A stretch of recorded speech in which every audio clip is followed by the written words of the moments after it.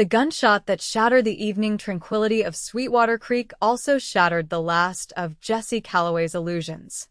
She stood frozen on the dusty path to the stagecoach station, her valise clutched to her chest, as the man she'd given her heart to galloped away with her father's strongbox and 3 years of her blind devotion. Arizona Territory, 1878.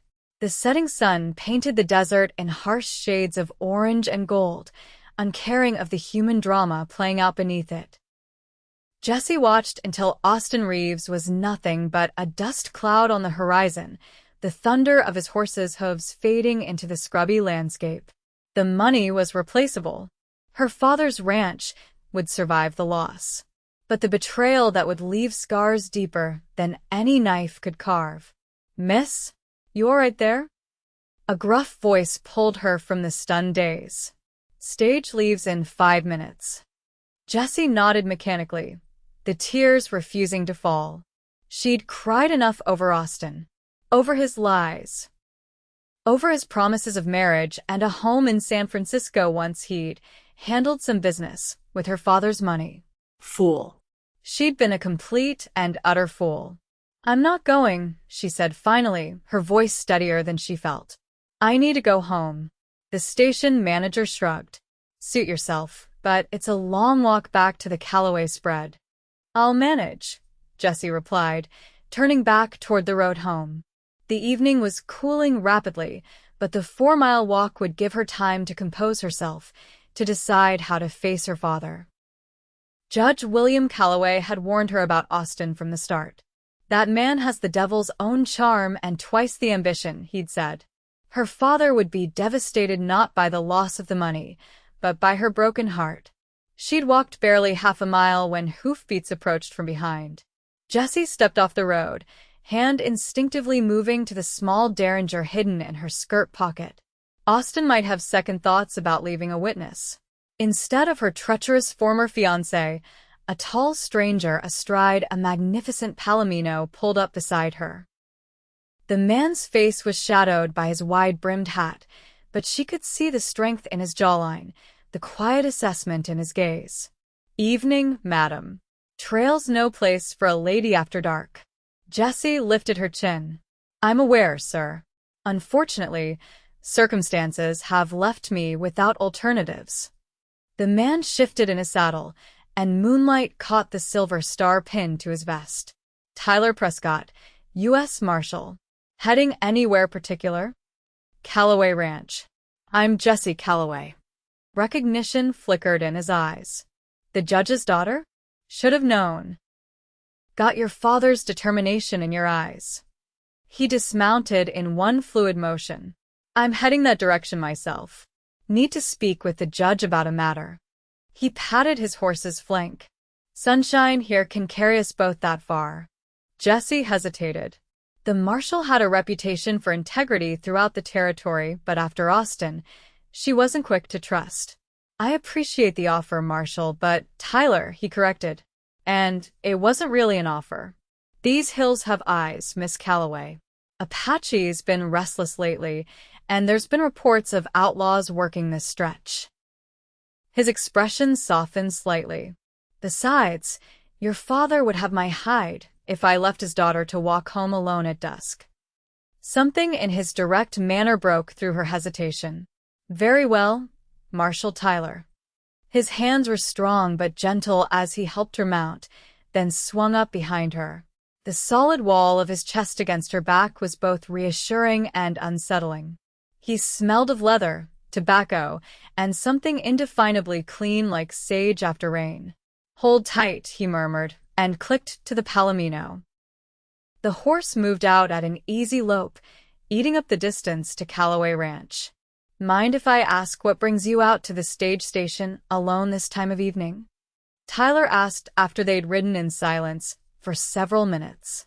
Jessie stiffened. "I was seeing someone off. Must have been some farewell. You look like you've been through a war." "Something like that," she replied tightly. Tyler didn't press further, and Jessie was grateful. The wound was too fresh, the humiliation too raw to share with a stranger, even one who radiated a steadiness that Austin had never possessed. The lights of Calloway Ranch appeared on the horizon, a sprawling adobe hacienda surrounded by cottonwoods and outbuildings. As they approached, Jessie could see lanterns moving in the yard, and her father's voice carried on the evening air, barking orders to the ranch hands. "Jessie." Judge Calloway rushed forward as Tyler reined in at the hitching post. The judge's usually composed face was lined with worry. "Thank God. We were just forming a search party." His gaze shifted to Tyler. "Marshal, I see you found my wayward daughter." "Found her walking back from the stage station, sir," Tyler replied, dismounting smoothly before helping Jessie down. Her father's brow furrowed. "The stage station? But Austin told us you were visiting Martha Jenkins this afternoon." The name of her friend struck Jessie like a physical blow. "When did Austin tell you that?" "About an hour ago, when he came by to get the strongbox for the cattle payment." The judge's eyes narrowed. "Jessie, what's going on?" The tears she'd been holding back finally spilled over. "He's gone. Pa Austin took the money and ran. He was never planning to marry me. The whole thing was just a long con to get close to you, to the ranch, to your money." Her father's face drained of color. "The bank draft for the herd, $10,000. And the $3,000 in cash," Jessie added miserably. "He had it all planned. Told me to meet him at the stage station, that we were going to elope to San Francisco. But when I got there..." She shuddered at the memory. "He laughed. Pa said I was the easiest mark he'd ever had. Then he fired his pistol in the air and rode off." Tyler's expression darkened. "Which way was he headed?" "South," Jessie replied. "Toward the border, I expect." The marshal's jaw tightened. "Judge, I need a fresh horse and provisions. With your permission, I'll ride after him tonight." Judge Calloway nodded grimly. "Take whatever you need, Marshal. That money represents a year's work for this ranch." "It's not just the money," Tyler said, his gaze shifting briefly to Jessie. "Men like Reeves don't stop at one crime. I've been tracking him for 6 months: bank robbery in Denver, confidence schemes in Salt Lake. He's left a trail of broken hearts and empty safes across 3 territories." Jessie felt sick. "You knew who he was? All this time?" Tyler's expression was apologetic. "Had my suspicions when I arrived in town 3 days ago, but no proof until now. I came out here tonight to warn your father, but I was too late." "You couldn't have known he'd make his move today," Judge Calloway said, placing a comforting hand on his daughter's shoulder. "Come inside, both of you. We need to talk strategy." Inside the hacienda, Jessie moved mechanically through the familiar rooms, aware of Tyler's assessing gaze as her father outlined what they knew of Austin's possible escape routes. She felt hollow, scraped raw by the realization of her own gullibility. "I'll ride at first light," Tyler decided. "He's got a head start, but he'll be slowed down by the weight of that strongbox. Might try to hole up somewhere to count his takings." The judge nodded. "I'll send some of my men with you." "No need. I work better alone," Tyler replied, his eyes finding Jessie again. "Miss Calloway, did Reeves mention any particular route or destination beyond San Francisco?" Jessie shook her head. "He was always vague about details. Said it was better I didn't know too much until we were safely away." "Classic confidence man tactic," Tyler muttered. "Keep the mark emotional, distracted by the grand vision." "I wasn't a mark," Jessie snapped, her cheeks burning with humiliation. "I was his fiancé."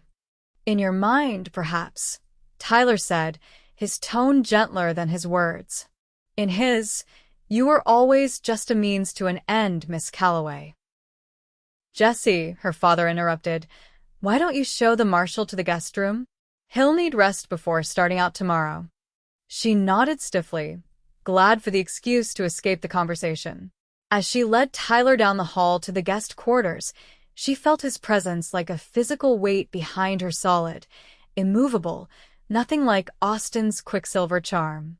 "This room should suit you," she said, pushing open a heavy wooden door to reveal a simply furnished but comfortable bedroom. "There's water for washing in the pitcher, and I'll have Maria bring you some food." "Thank you." Tyler removed his hat, revealing thick dark hair that curled slightly at his collar. Without the hat's shadow, his face was more visible, strong features, keen blue eyes, and a small scar that cut through his right eyebrow.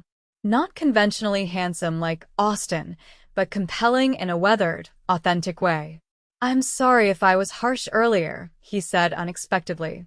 "You're not the first to be taken in by a man like Reeves." Jessie stiffened. "I don't need your pity, Marshal." "It's not pity. It's understanding." He set his hat on the bureau. "Men like Reeves study people, learn what they want most, then become exactly that. They're like snakes that change their skin to match their surroundings." "And what about men like you, Marshal? What skin do you wear?" His eyes met hers steadily. "Just my own, Miss Calloway. For better or worse." Something about his unwavering gaze made her look away first. "I'll have that food sent up." "Good night, Marshal." "Jessie," he called as she reached the door. She turned, surprised by his use of her first name. "I'll find him." "You have my word on that." "It's just money," she said, though they both knew it was more than that. It was her pride, her trust, her heart that Austin had stolen along with the strongbox. "Maybe," Tyler agreed. "But a man who breaks his promises deserves to answer for it. Some things should be kept sacred." Long after she'd left him, Tyler's words echoed in Jessie's mind as she prepared for bed. Sacred. There had been nothing sacred to Austin, not vows, not trust, not love. She wondered if anything was truly sacred anymore, or if that was just another comforting lie people told themselves. Dawn broke clear and cold over Sweetwater Creek. Jessie had barely slept, haunted by Austin's mocking laughter and the memory of plans that would never come to pass. She rose early, dressing in her riding clothes, a practical divided skirt and sturdy blouse. If Tyler thought he was going after Austin alone, he was mistaken. She found the marshal in the stable, saddling a fresh gelding from her father's stock. He'd already secured provisions and ammunition, and his Winchester rifle was strapped to the saddle. "I'm coming with you," Jessie announced without preamble. Tyler didn't look up from tightening the cinch. "No, you're not. He stole from my family, lied to me for 3 years, made a fool of me." Jessie stepped closer, forcing him to acknowledge her. "I have a right to see this through." Now Tyler did look at her, his expression unreadable. "This isn't about rights, Miss Calloway. It's about survival. I'm tracking a dangerous man through dangerous country." "I know this territory better than you do," she countered. "I was born here. I know every waterhole, every pass, every shortcut. And Reeves knows you're likely to follow. He might be counting on it." Jessie's hands clenched into fists. "I'm not afraid of him. You should be." Tyler's voice was quiet but firm. "Men like Reeves don't take kindly to being pursued. If he thinks you're a threat to his freedom, he won't hesitate to eliminate that threat. I can handle myself. I'm an excellent shot." Tyler shook his head. "It's not just about shooting. It's about watching, waiting, reading sign. It's about living rough and moving quiet. Have you ever tracked a man who didn't want to be found?" Jessie hesitated, then lifted her chin. "No. But I'm a quick study." To her surprise, Tyler's stern expression cracked slightly, a hint of amusement in his eyes. "I don't doubt that, Miss Calloway. But my answer is still no." "Then I'll follow on my own. Your father would have my badge, and possibly my head if I allowed that." "My father doesn't dictate my actions." Tyler finished with the saddle and turned to face her fully. "Miss Calloway, Jessie, I understand your need for resolution, for justice. But this isn't the way to get it." "Then what is?"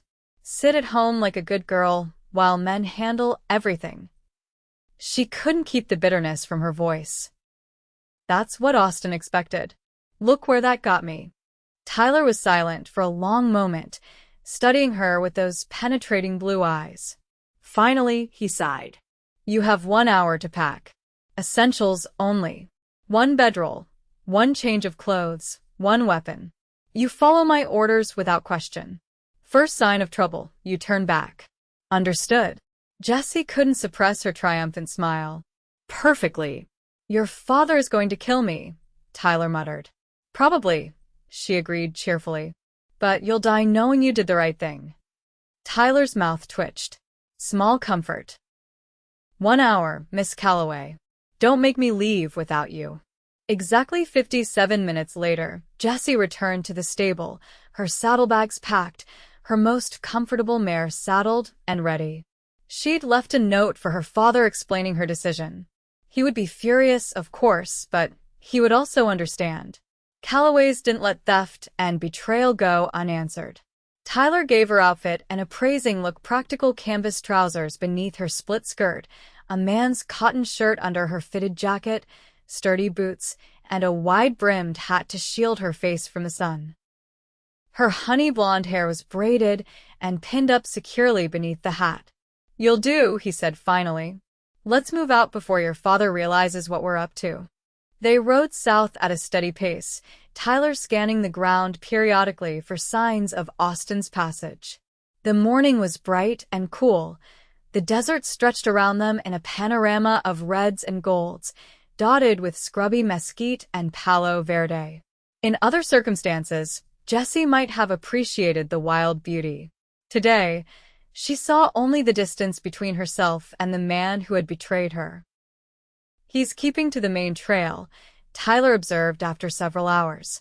Not trying to hide his tracks. He's arrogant, Jessie replied. Believes he's too clever to be caught. Tyler glanced at her. You know him well. I thought I did. She met his gaze steadily. Turns out I didn't know him at all. They rode in companionable silence for a while, the rhythm of the horses' hooves a soothing counterpoint to Jessie's tumultuous thoughts. It was strange how comfortable she felt with this man she barely knew, a striking contrast to the nervous excitement she'd always felt around Austin, constantly trying to be what he wanted, to anticipate his moods and needs. How did you meet him? Tyler asked eventually. Jessie sighed. At a dance in Tucson. I was there with my father for a territorial court session. Austin was charming, attentive. Said he was a cattle broker from Kansas City. She shook her head at her own naivety. He courted me properly, called at the house, brought gifts, asked my father's permission before proposing. That's his method, Tyler said. He's patient. Builds trust over time. 3 years, Jessie said bitterly. 3 years of my life invested in a lie. Tyler's expression softened. That's not on you, Jessie. That's on him. Some people are just born hollow inside. They fill themselves up with other people's dreams. Something about his words struck her. Is that why you became a marshal? To catch men like Austin? A shadow passed over Tyler's face. Something like that. My sister married a man cut from the same cloth as Reeves. By the time she realized what he was, it was too late.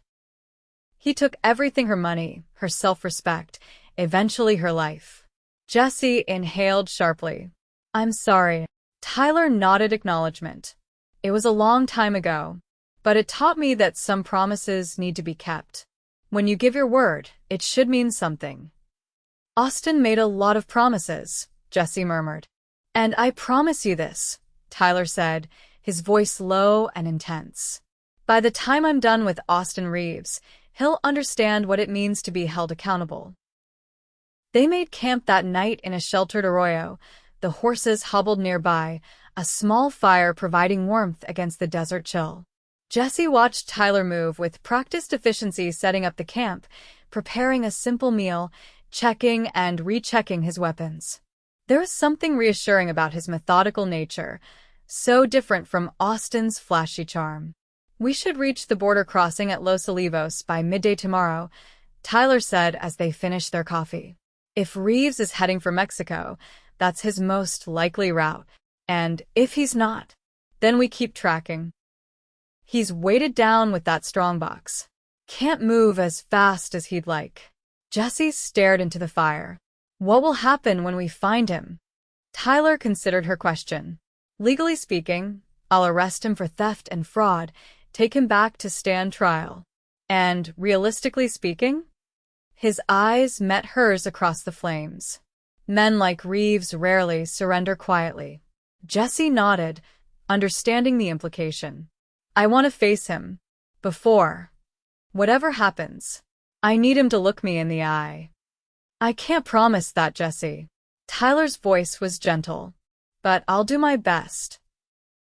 She smiled faintly. Your promises seem worth more than most, Marshal. They fell silent, the night sounds of the desert surrounding them. Jessie found herself studying Tyler's profile in the firelight, the strong line of his jaw, the thoughtful set of his mouth. He was nothing like Austin, who had been all charm and quick smiles. Tyler was solid, purposeful, a man of few words, but clear intentions. You should get some sleep, he said, catching her gaze. I'll take first watch. Jessie nodded, suddenly self-conscious. Wake me for the second shift. I mean it. Tyler's mouth quirked in that almost smile. Yes, madam.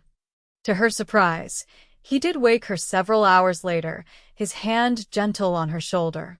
Your watch, Miss Calloway. Jessie sat up, instantly alert. Anything to report? Just coyotes and an owl. He handed her his revolver. Keep this handy, just in case. The weight of the Colt was reassuring in her hand. I have my own, you know. I know, but mine has better range. He settled himself on his bedroll. Wake me at first light. Jessie nodded, oddly touched by his trust in her abilities. Austin had always treated her like a delicate flower, in need of protection and guidance. Tyler treated her like an equal, capable, responsible, worthy of respect. The night passed without incident, and they were on the trail again before sunrise, pushing hard toward Los Olivos. As Tyler had predicted, they reached the small border settlement by noon, a dusty collection of adobe buildings surrounding a central plaza. Stay close, Tyler murmured as they rode into town. Border towns have their own rules. Jessie nodded, keeping her mare alongside his gelding as they made their way to the customs house. The settlement was bustling with activity, Mexican traders with laden burros, American prospectors heading south to try their luck in the Sonoran Mountains, a few hard-eyed men whose business wasn't immediately apparent. U.S. Marshal, Tyler announced, flashing his badge at the customs agent, a weary-looking man with a magnificent mustache. Looking for a man who might have crossed recently.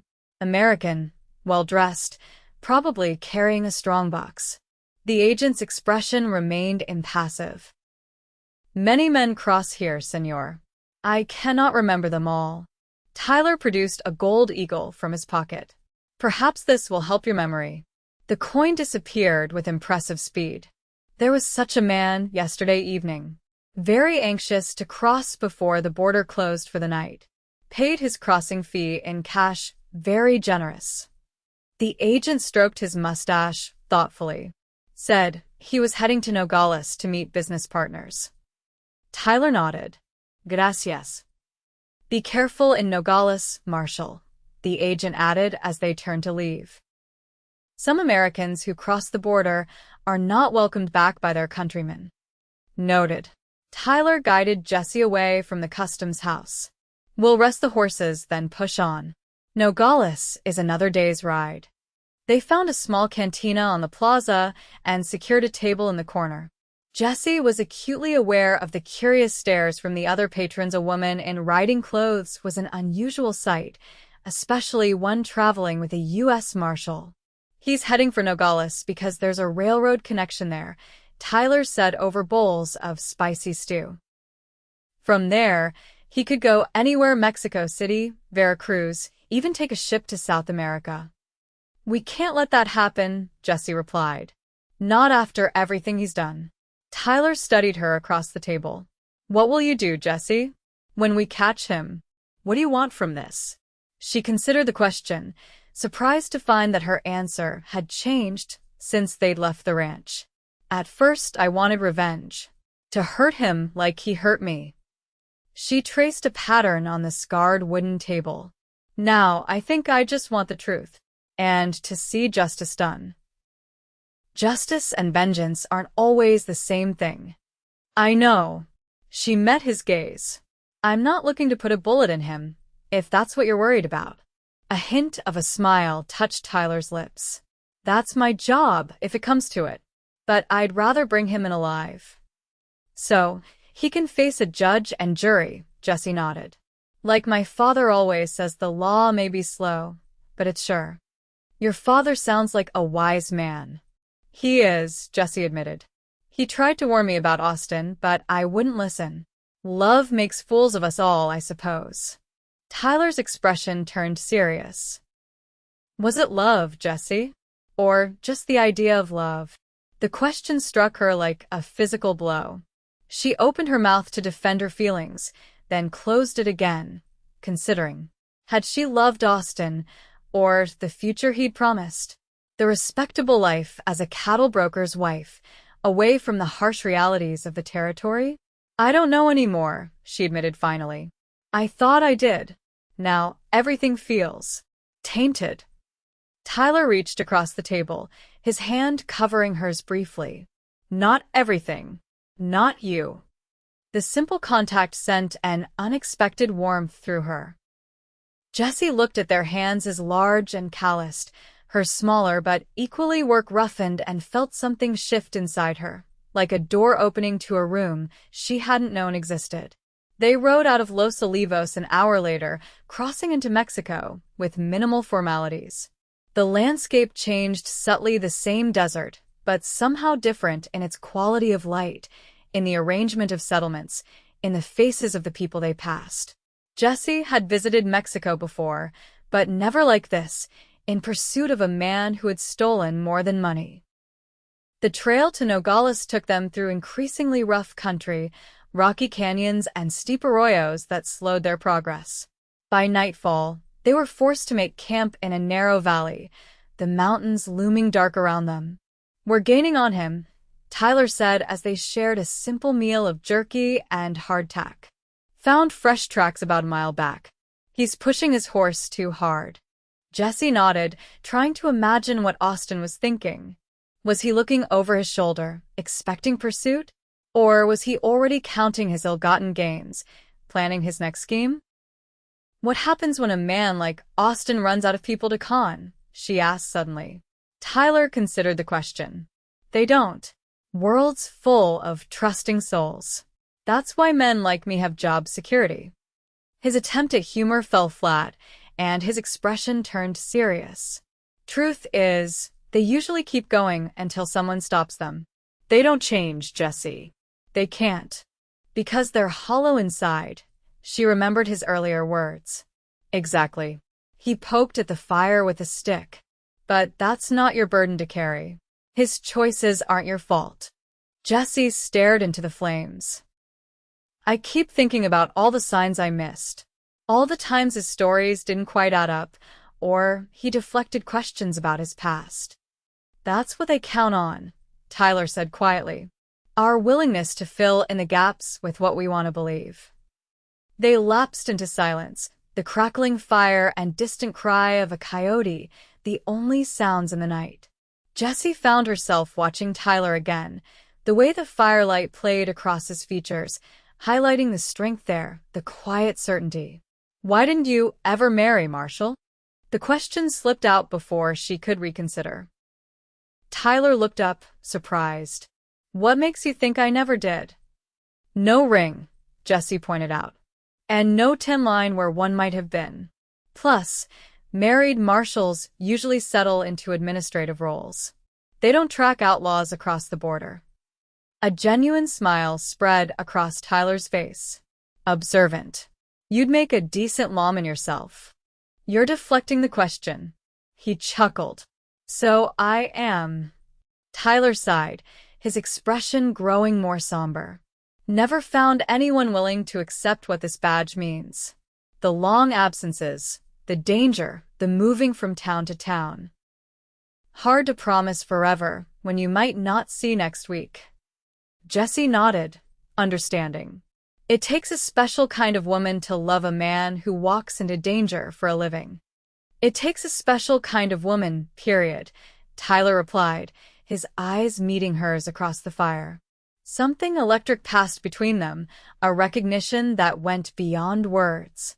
Jessie looked away first, her heart beating strangely fast. This was madness. 3 days ago, she'd been engaged to another man.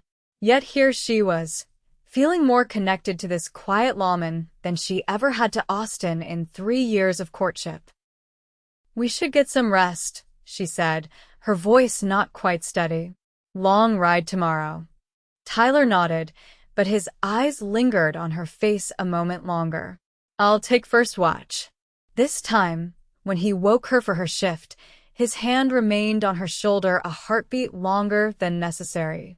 Jessie told herself it was just her imagination, just the lingering emotional turmoil of Austin's betrayal making her hypersensitive.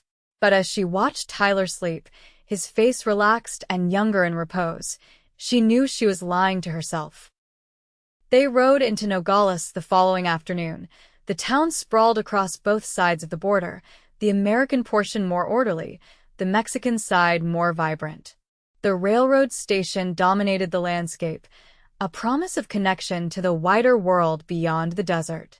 "We'll start at the station," Tyler decided. "See if he's purchased a ticket." But at the station, they hit their first real setback. The ticket agent, a thin man with spectacles perched on his nose, shook his head at Tyler's description. "No such passenger in the last 2 days. Are you certain he came to Nogales?" Tyler frowned. "Positive. Unless." He turned to Jessie. "Did Austin speak Spanish?" "Fluently," Jessie confirmed. "He said he learned during business trips to Mexico City." "Another lie, most likely," Tyler muttered. He turned back to the ticket agent. "What about a well-dressed American traveling alone, regardless of description? Anyone matching that profile purchase a ticket south?" The agent considered. "There was one gentleman yesterday evening. Purchased a first-class ticket to Mexico City. Paid cash, which is unusual for such an expensive fare." "That's him," Tyler said grimly. "When does the next train south depart?" "Tomorrow morning, 8 o'clock. Tyler nodded. "2 tickets to Mexico City, please." As they left the station, Jessie touched Tyler's arm. "You think he's still in town?" "Almost certainly. Train doesn't leave until morning. He'll need a place to stay, somewhere he can keep that strongbox secure." Tyler scanned the town thoughtfully. "If I were him, I'd want the best hotel in town. Somewhere with a safe." The Grand Hotel Sonora stood at the center of Nogales, an imposing 3-story structure with a wide veranda and ornate balconies. It catered to wealthy travelers and businessmen, offering luxuries unusual for a border town. "Wait here," Tyler instructed as they approached. "Let me do the talking." Jessie nodded, content to observe as Tyler entered the hotel with confident strides. Through the window, she watched him speak with the desk clerk, flash his badge, and engage in what appeared to be intense negotiation. After several minutes, the clerk nodded reluctantly and pushed a key across the counter. Tyler returned to where Jessie waited with the horses. "He's here. Room 212. Registered under the name James Wilson, but the description matches. Clerk says he hasn't left his room since checking in yesterday." "What's the plan?" Jessie asked, her heart racing with the knowledge that Austin was so close. "I've taken the adjoining room," Tyler explained. "We'll wait until evening, when he's likely to go down for dinner. Then we'll search his room, confirm it's him, and make our move when he returns." The plan was simple but effective. They stabled their horses, took their few belongings to the hotel room, and settled in to wait. The room was small but elegant, with a single large bed that neither of them mentioned. As the afternoon wore on, Jessie grew increasingly restless, pacing the small space, while Tyler cleaned his revolver with methodical precision. Sit down before you wear a hole in the carpet, he finally said. He's not going anywhere before that train tomorrow. Jessie sank onto the edge of the bed. I keep thinking about what I'll say when I see him. All these speeches I've rehearsed in my head, all the questions I want answered. Tyler set his gun aside and looked at her directly. Whatever you imagine, the reality will be different. Men like Reeves don't give satisfying answers, Jessie. They tell you what they think you want to hear. I know. She twisted her hands in her lap. But I still need to face him. And you will. Tyler moved to sit beside her, close but not touching. Just remember, you're not the same woman who watched him ride away with that strongbox. You're stronger now. Jessie looked up, finding his face unexpectedly close to hers. How can you know that? You didn't know me before. I know enough. His voice was soft. I've watched you these past 3 days. Seen how you face challenges, how you keep going when most would have turned back. That kind of strength doesn't come from nowhere, Jessie. It was always in you. Austin just never let you see it. His words touched something deep inside her, a truth she hadn't been able to articulate. Austin had always made her feel slightly inadequate, always needing improvement, always trying to be worthy of his attention. With Tyler, she felt seen, valued for exactly who she was. Thank you, she whispered, aware of the charged atmosphere between them, of how easy it would be to close the small distance between their lips. A door slammed in the hallway, breaking the moment. Tyler stood abruptly, moving to the window to check the street below. He's heading out, Tyler reported, watching a familiar figure cross the street toward the hotel's restaurant. This is our chance. The adjoining door to room 212 was locked from the other side, but Tyler made quick work of it with a small set of picks. They entered cautiously, Jessie's heart pounding as she looked around the space where Austin had been living. It was opulent by frontier standards, heavy drapes, a 4-poster bed, a writing desk by the window. Check the wardrobe, Tyler directed, moving to examine the desk. Jessie opened the wardrobe to find Austin's familiar clothes hanging neatly inside the fine tailored suits that had so impressed her, that had helped sell the image of the successful cattle broker. Beneath them, on the wardrobe floor, sat her father's strongbox. Tyler, she called softly, pointing to the box. He knelt beside it, examining the lock. Broken. Let's see what's left. The lid creaked open to reveal scattered papers and a few gold coins. The bank draft and most of the cash were gone. He's converted most of it already, Tyler said grimly. Probably carrying banknotes or letters of credit. Jessie picked up one of the discarded papers, a deed to land that didn't exist, elaborately printed but worthless. These are for his next con. Tyler nodded. Once a swindler, always a swindler. He replaced the papers and closed the box. We've seen enough. Let's get back to our room and wait. They had barely returned to their room when they heard footsteps in the hallway, then the sound of a key in the lock next door. Jessie froze, her breath catching at the familiar cadence of Austin's movements, the soft humming she'd once found so endearing. Tyler motioned for her to stay back, positioning himself beside the adjoining door, his hand resting on his revolver. Give him a few minutes to settle, he whispered. Those minutes stretched like hours, Jessie's every nerve strained to the breaking point. Finally, Tyler nodded. He drew his revolver, then opened the adjoining door in one smooth motion. Evening, Reeves, he said calmly. Or, do you prefer Wilson these days? Austin stood by the writing desk, a glass of whiskey in his hand. He turned slowly, his handsome face showing only mild surprise before settling into a practiced smile. I don't believe we've met, friend. U.S. Marshal Tyler Prescott. Tyler stepped fully into the room, his gun steady. And we're not friends. Austin's gaze shifted past Tyler to where Jessie stood in the doorway. The smile faltered, then returned with calculated warmth. Jessie, darling, I should have known you'd follow me. Always so devoted. The sound of his voice, that smooth, cultured tone that had wooed her for 3 years sent a shiver of revulsion through Jessie. "Save it, Austin. We know everything." "Everything?" Austin laughed softly. "I doubt that very much, my dear." He took a casual sip of his whiskey.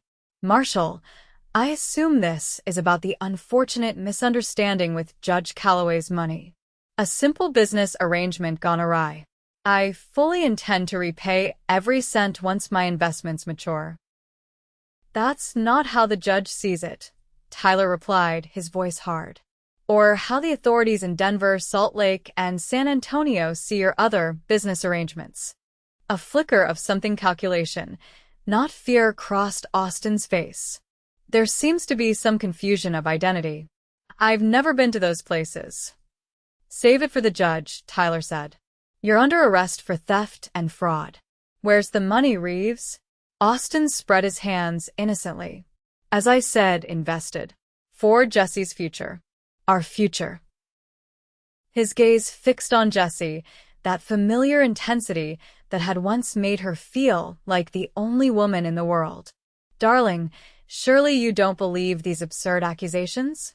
After everything we've shared? After all my promises?"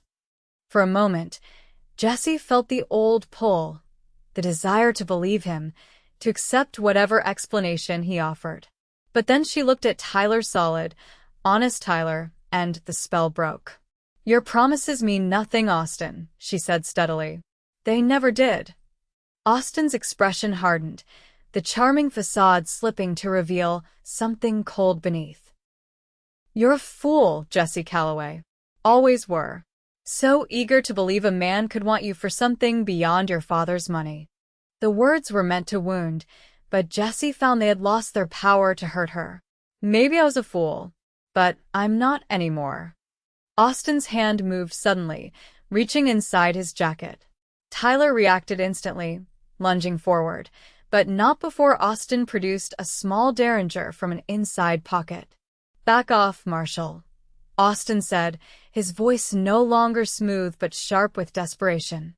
"I've come too far to end in a territorial prison."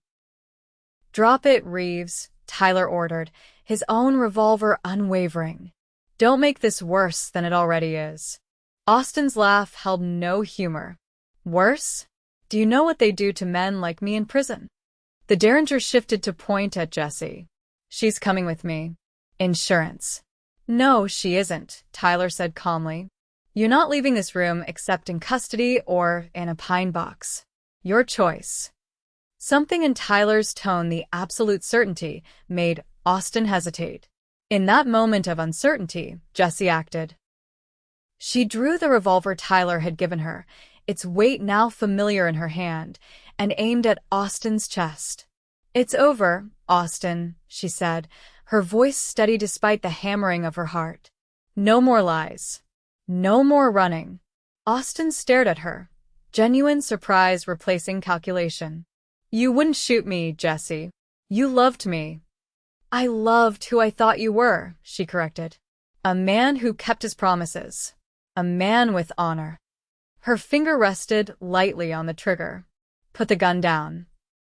For a long, tense moment, Austin seemed to weigh his options, his eyes darting between Jessie and Tyler.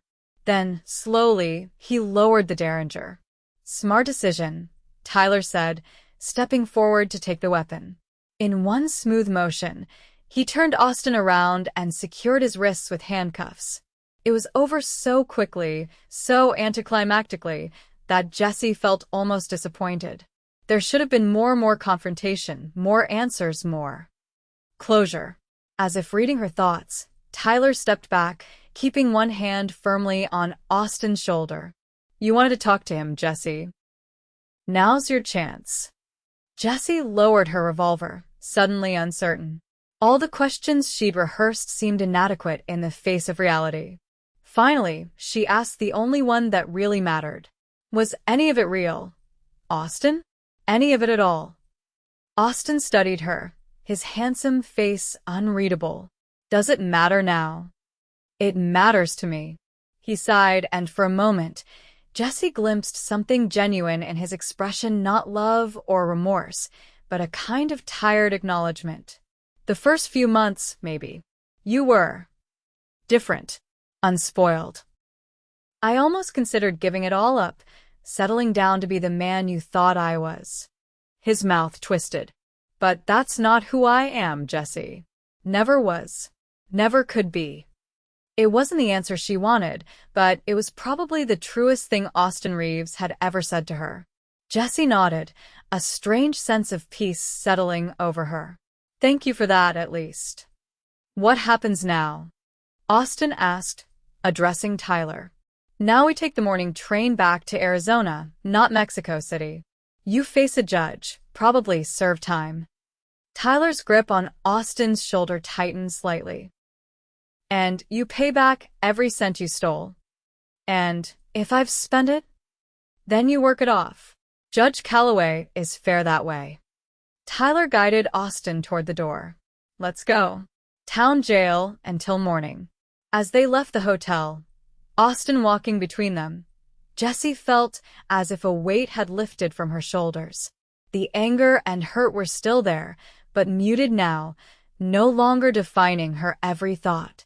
She glanced at Tyler, finding him already watching her with something like pride in his eyes. You did good, he said quietly. Most people never get to confront the person who wronged them like that. I had help, she replied with a small smile.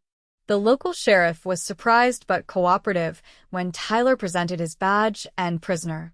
Austin was secured in the town jail, the strongbox logged as evidence, and arrangements made for their departure on the morning train. We should get some rest, Tyler suggested as they left the sheriff's office. Long journey back tomorrow. They walked in comfortable silence back to the hotel, the stars brilliant in the clear desert sky. Jessie was acutely aware of the single bed waiting in their room, of the changed dynamic between them now that Austin was captured. In the room, the tension was palpable.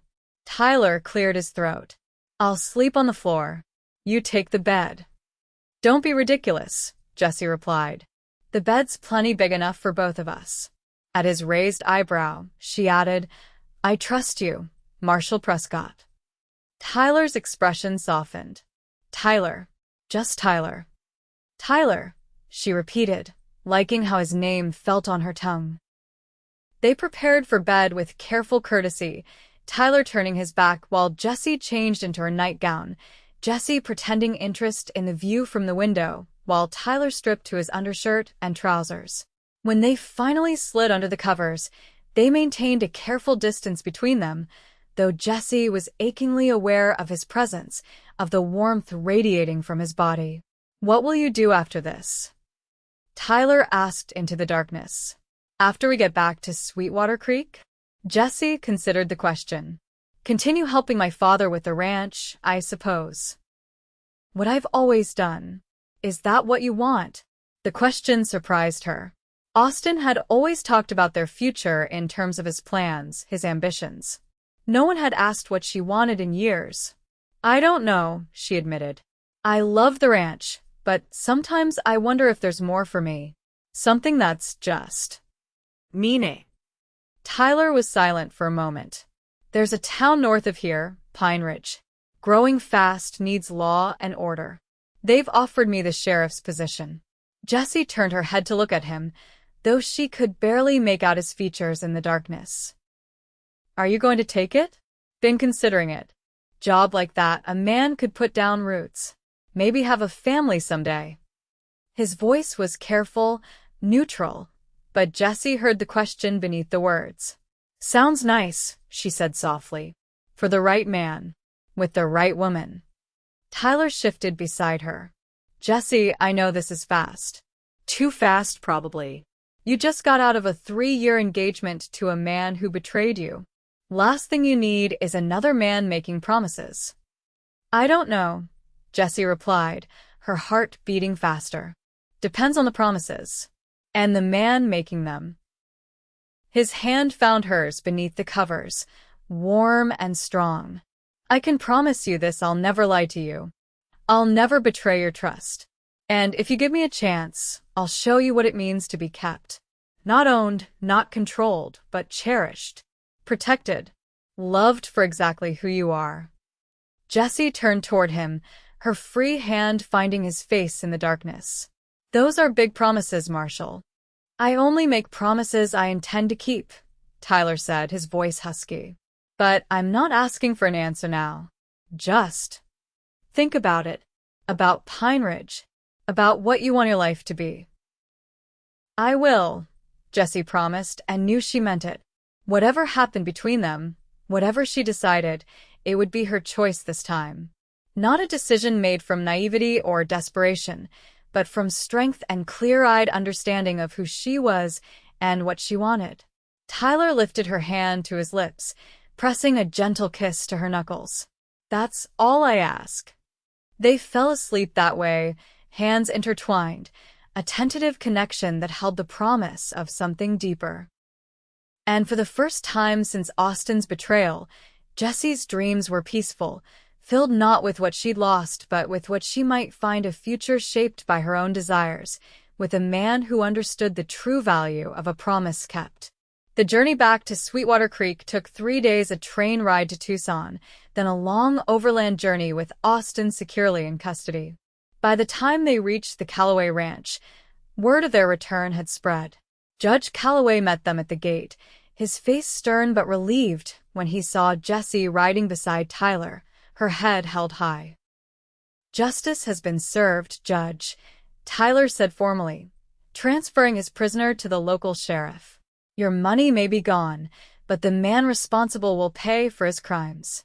The money was never important, Judge Calloway replied, his eyes on his daughter. What matters is that you're safe, Jessie. That you've found your way home. Jessie dismounted, embracing her father tightly. I am home, Pennsylvania. And I'm stronger for the journey. Over her father's shoulder, she met Tyler's gaze, saw the question in his eyes, the promise he was still offering. Not now, that look said. When you're ready.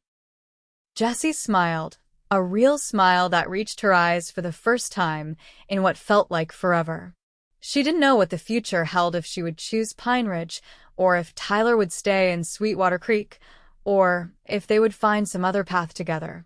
But she knew, with a certainty that Austin's betrayal had never really touched, that some promises were meant to be kept. And that sometimes the end of one story was just the beginning of a better one.